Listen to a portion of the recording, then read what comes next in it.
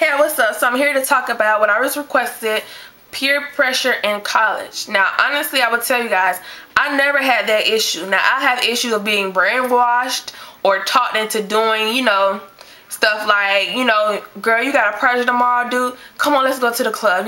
There's been times I've been like, fuck it, let's go to the club, girl. But I always got my work done.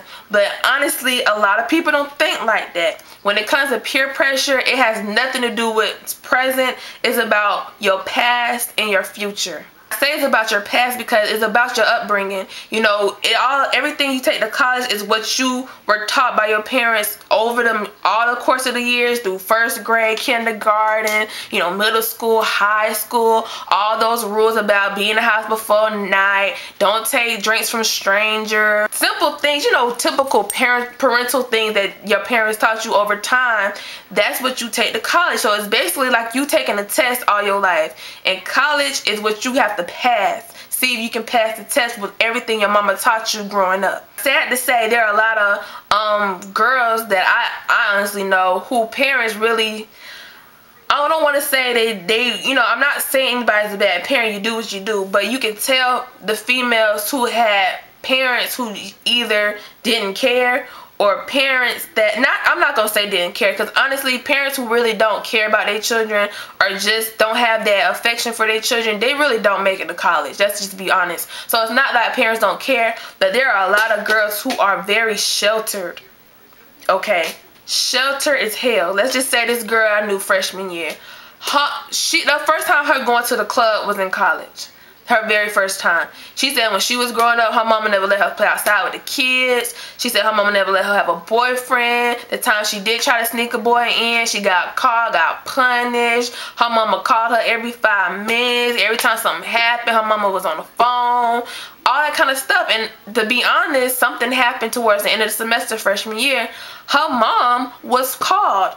Every time something happened, she called her mother. Her mother stays 8 hours away from the university. What can she really do? So this is your time to grow up and be a big girl and stop calling your mama. Not saying that you can never call your parents, because if you have an emergency or something goes down where you done did something stupid as hell, please call your parents, because you're going to eventually have to do it. But what I'm saying is little stuff about, mom, she made me drink alcohol, and I'm drunk, I fell, and I'm in the hospital because I got stitches in my head. Stuff like that, you need to call your parents. But stuff like that you can avoid by making the right decisions. You don't have to be in the hospital right now with stitches in your head if you simply said no.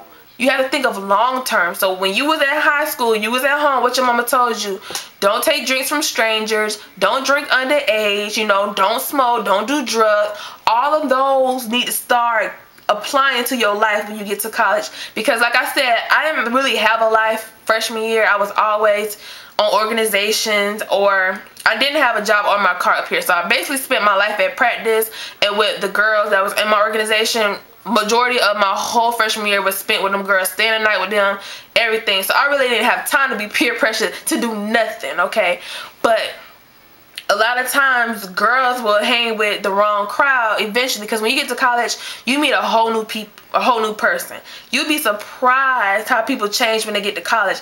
College gives you the ability to be who you want to be. Let's be honest, a lot of people who were straight back at home turn completely openly gay when they come to college because they feel more comfortable. I have homeboys who actually moved up here to be closer to their sex origin, I guess that's how you say it, because they felt more comfortable with their sexuality up here than they did at home. A lot of people are gay up here and their parents don't know nothing about it. So when you come to college, you can be who you want to be.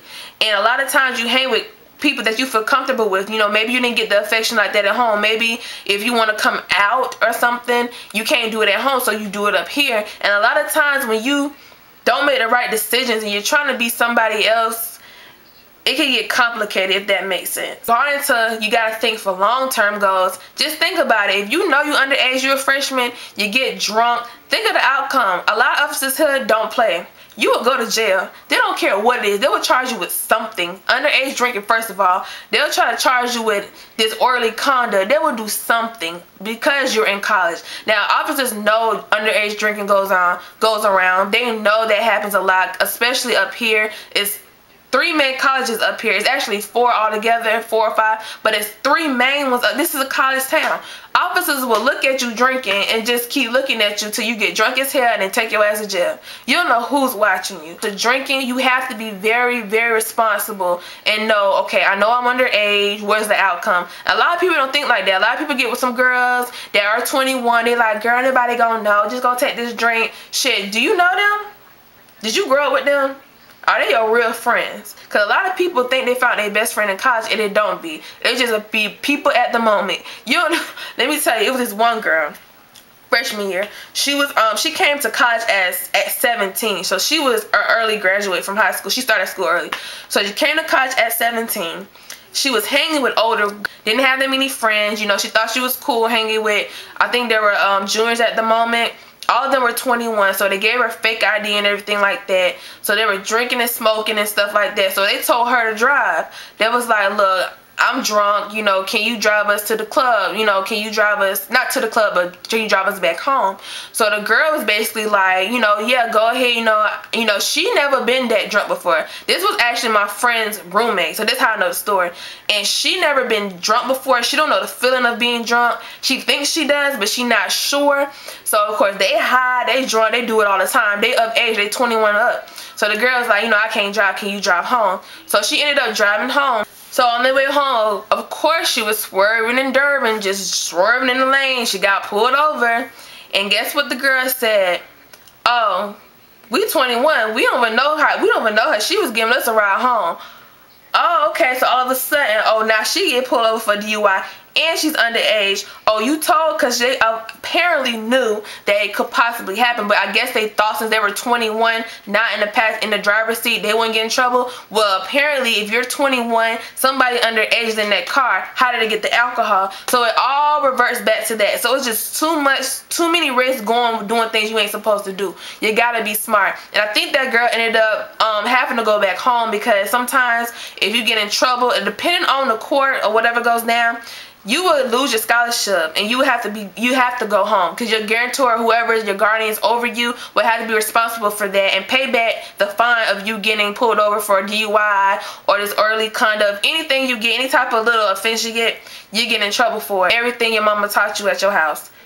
Do something. If you can't do it around your mama, don't do it at all. That's how I feel about it. Now sometimes, I ain't gonna lie, I done some crazy things. We're all human. Nobody's perfect. I done some really stupid stuff. But at the same time, I was smart about it, and I knew, well, you're not smart if it's stupid. But I already knew, like, okay, the outcome and what can possibly happen. If you acknowledge what's going to happen and you just straight up be like, okay, I don't care, that's on you. So stuff I did, that was on me. You know, luckily it wasn't nothing illegal. But I'm saying, like, if you're aware of something that you've done, you can't blame nobody about yourself if you get caught or something bad happens. So you really just got to be smart about it. So just be smart, ladies. Don't do something that you don't want to do. Trust me, I've been asked to do certain things and I said no to it, and look at me now. So you just gotta think for long term and you'll be alright. And I'll holler at y'all later.